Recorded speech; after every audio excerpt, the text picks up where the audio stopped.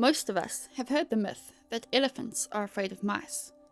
But is there any truth behind this? Well, the answer to this seemingly simple question reveals just how shockingly complex an elephant's psyche truly is. They are maybe the most empathetic animals in the world, and they have a remarkable intelligence and a memory to match. But in today's modern world, their empathy, which was once their superpower, has been warped into their curse.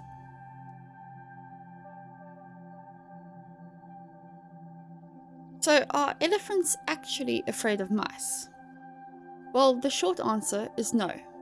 But this myth most likely stems from the fact that an elephant will actively avoid stepping on a mouse. Why? Well, imagine you're walking through a forest when a little frog hops into your path.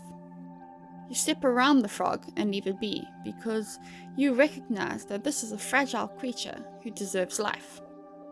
In other words, you have empathy for the tiny animal. Well, elephants are no different. They avoid stepping on mice because of their overwhelmingly great capacity for empathy. In fact, elephants are one of the rare species of animals capable of cross-species empathy, and are maybe the most empathetic creatures on the planet. When we think of empathetic animals, we generally tend to think of dogs first. Or at least I do, because I have 3 of them. And I've witnessed my Swiss Shepherd take care of orphan baby animals and injured birds.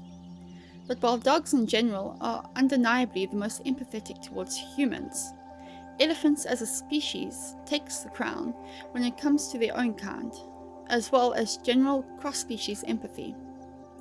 There are even some documented cases of elephants helping lost humans. But this is nothing compared to what they feel for their own kind. To an elephant, family is everything. The oldest, and usually the largest and most dominant female of the herd, is the matriarch. The elephants in her herd are often made up of her daughters, sisters, nieces, and their calves. Elephants live in a fission-fusion society, meaning that their family groups will naturally divide and fuse depending on available resources. While daughters typically stay with their mothers for their entire lives, young males will leave their natal herd when they are mature and join an all-male group. This is a second and essential phase of socialization that males have to go through. When a matriarch dies, the new matriarch doesn't seize power through a fight for dominance, but naturally becomes the matriarch over years of earning the trust, loyalty, and respect of her other family members. For it's the matriarch's duty to watch over the herd and guide them to water and food sources, and make the important decisions when it comes to the herd's safety and well-being. But while the matriarch guides her herd in times of crisis and makes the final great decisions, all elephants problem solve as a team within their society. When faced with danger, such as desperate lions, elephant herd protects the young and vulnerable by forming a circle around them, presenting predators with a wall of tusks and thick skin. They will not hesitate to risk their own lives to protect a family member. Elephants are also one of the few species to perform allomothering. The allomother is the female elephant who takes care of the calf that is not her own, though they don't need to adopt calves to take care of them. Other females in the herd will look out for calves in their family. They will comfort calves in distress, caressing them with their trunks or allowing the calves to attempt to suckle. They will even cuddle with them. Elephant calves are curious, playful animals and will sometimes wander off to explore. But the adult females will go looking for the calf to bring them back safely into the herd.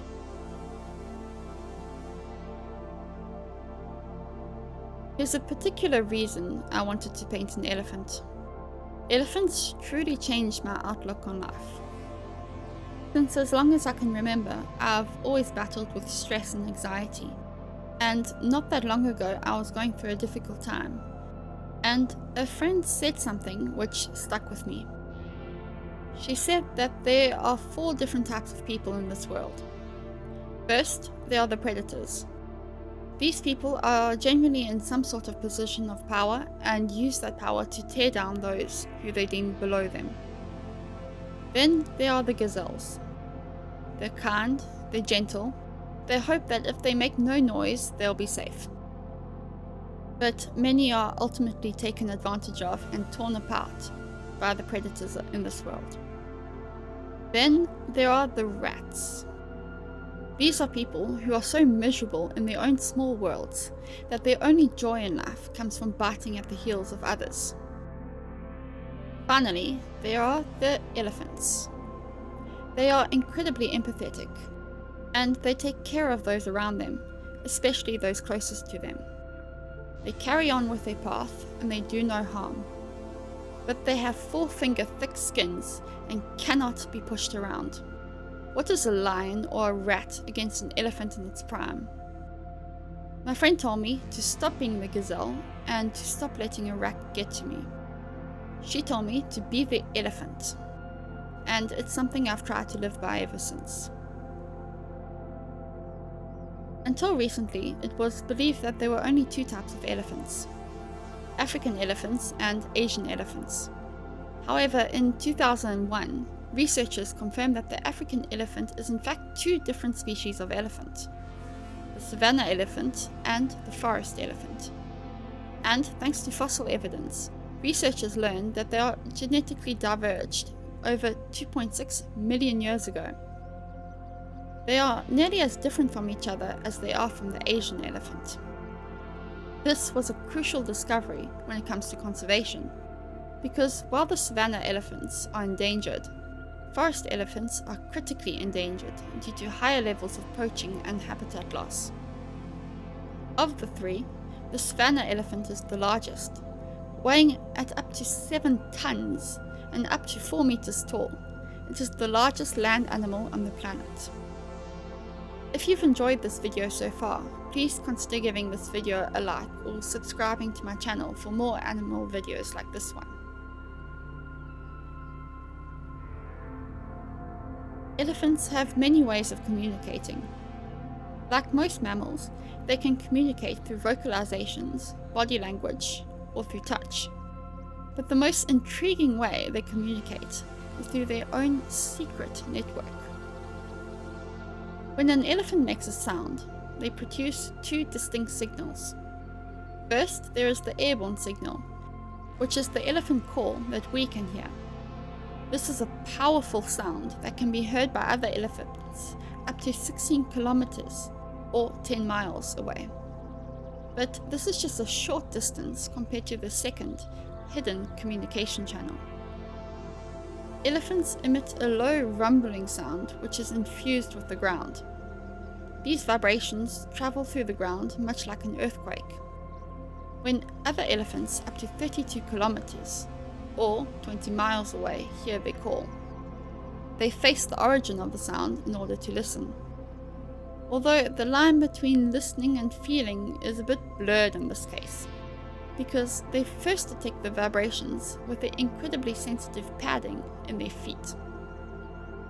The elephants lean forward, shifting their weight onto their 2 front feet, which allows these vibrations to travel up its legs, through its body, until the vibrations reach the receptor in its ear, and the elephant's brain interprets the vibrations as regular sound.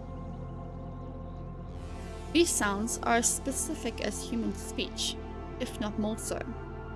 The elephant can tell who sent it, much like we can identify different voices. This method of communication is particularly useful for African forest elephants and Asian elephants, whose audible vocal cords are quickly dampened by dense vegetation. Because of its enormous range, this communication channel is particularly important for reproduction. A female will call for a male when she's fertile, but this is a window that appears once every 4 years and only lasts 5 days. So her call needs to be as widespread as possible. It also allows distant elephants to pick up on the presence of predators, so they know to be on the lookout and avoid certain areas. They will move on more quickly from a specific area after they've heard the warning call. This communication network isn't limited to intentional signals. Elephants can hear each other's footsteps, which can tell them a lot about the other elephant, such as its size and distance. In case you're wondering, this also means that elephants can detect earthquakes. These communication channels come in handy because elephants have incredible social skills, much better than some humans. Have you ever had the awkward experience of introducing yourself to someone who you've already met? When you try and be polite and introduce yourself and the other person responds with, "I know," and "Don't you remember me?" And then you either have to stand there like an idiot and say no, or awkwardly try and backtrack and pretend it was a momentary blank, but you both know it's a lie. In my defense, it mainly happened with my parents' friends who I hadn't seen in a long time. I say that, but it's happened once or twice as an adult.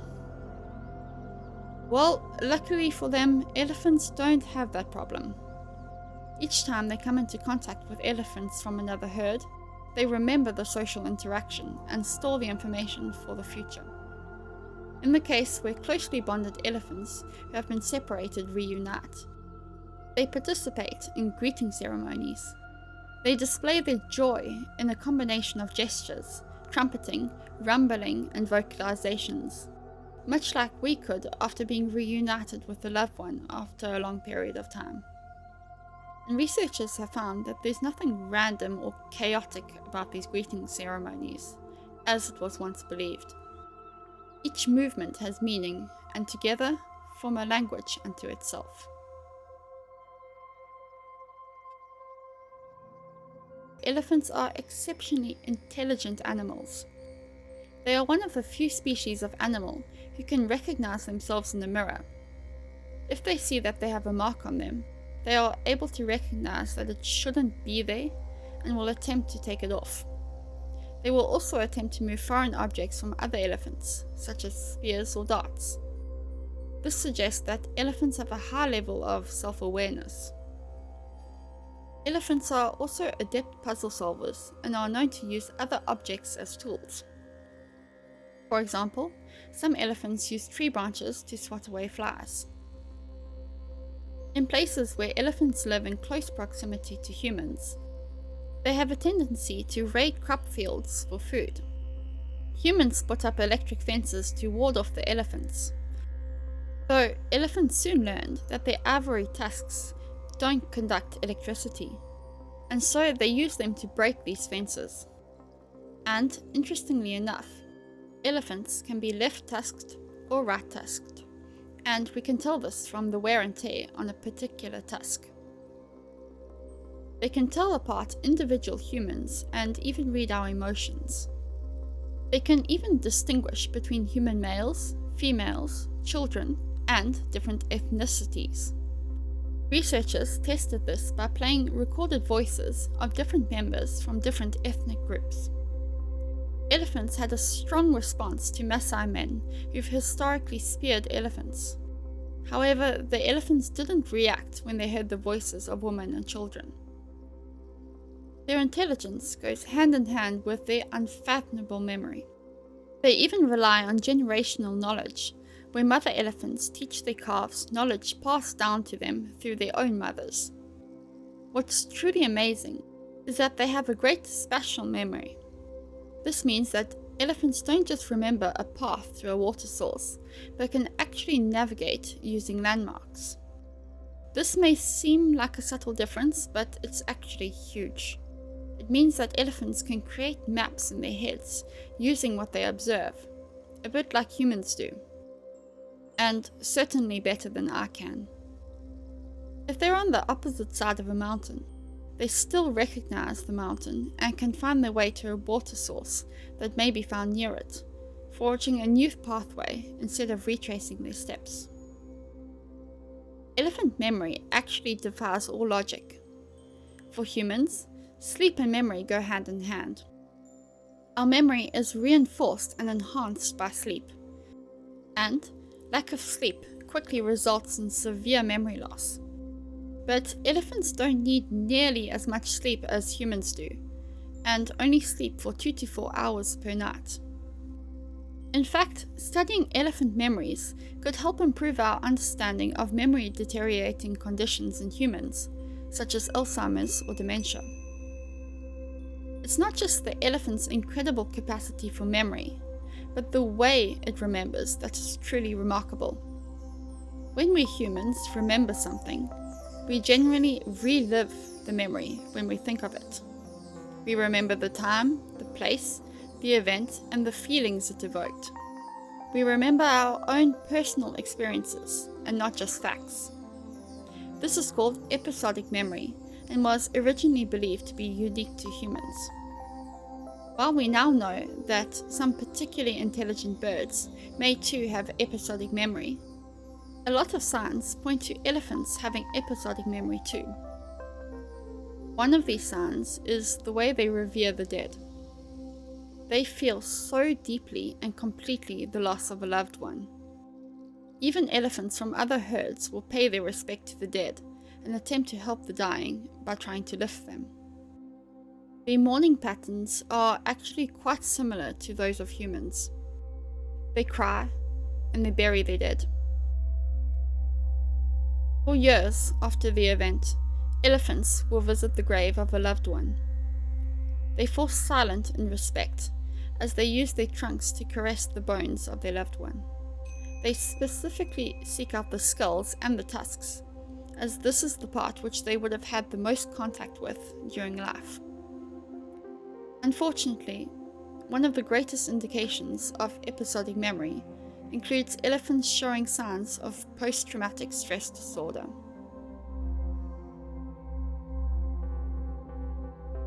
In today's world, the elephant's complex emotional intelligence and their lasting memories is no longer just a blessing, but it has also been twisted into their greatest curse.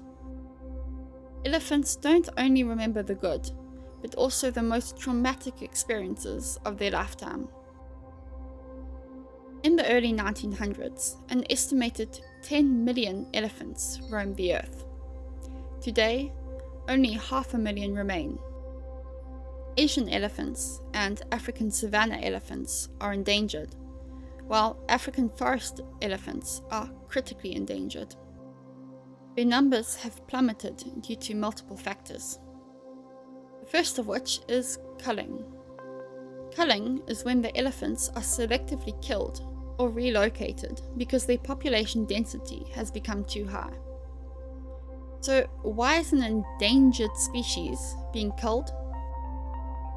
This is the tragic irony of the elephants. They have suffered devastating habitat losses due to human expansion. Elephants naturally roam across 30,000 square kilometers, or 18.6 thousand miles, which is about the size of Belgium. They are essential to the ecosystem. They forge new pathways, allowing for new life to flourish in their wake. But the remaining elephants have been forced into close confines, which can only hold a limited number of elephants. Just like with any other animal, if the population grows too much in a confined space, it puts the biodiversity at risk, because the environment just doesn't have the means to sustain the population. And elephants need an abundance of resources. They eat up to 150 kilos of food per day and drink up to 250 liters of water per day. This has forced elephants to roam and to try and find food in human territory, which has increased the number of human-elephant conflicts. Many elephants are killed in retaliation. But when it comes to death, it's not just the elephant that's killed who is affected. When a young elephant witnesses one of its family members being killed, it remembers the experience. The young elephant's social structure is left in tatters, and all that remains is a traumatic memory that will shape its future. In research, animal behavior is often used to understand humans, but in this case, human psychology can help us understand how the elephant's mind works. These young elephants who've witnessed such things have started displaying symptoms, not unlike those of humans suffering from post-traumatic stress disorder. They are prone to abnormal startle responses, signs of depression, unpredictable social behavior, and, worst of all, hyperaggression provoked by stress, and they are also predisposed to violence. These young elephants grow up to be unstable, traumatized elephants who leave other casualties in their wake. These elephants have been known to attack and kill the endangered rhinos in the most gruesome manner. This phenomenon can thankfully be calmed by reintroducing these elephants to older males. Nowadays, the subject of culling is a hugely divisive debate. Some advocate for more humane ways of dealing with the population density, such as contraception or translocating elephants, but this comes with a large price tag. Unfortunately, culling is very present in 2026. But the most brutal of all is poaching. Every year, over 20,000 elephants are poached to fuel the illegal ivory trade. And these poachers kill without a second thought. But luckily, we have come a long way in recent years, and the demand for illegal ivory has decreased. But there is an animal that could protect the elephants against poachers, and it just so happens to be one of the most misunderstood birds in the world. Watch this video next if you're interested in discovering how vultures could help end poaching once and for all.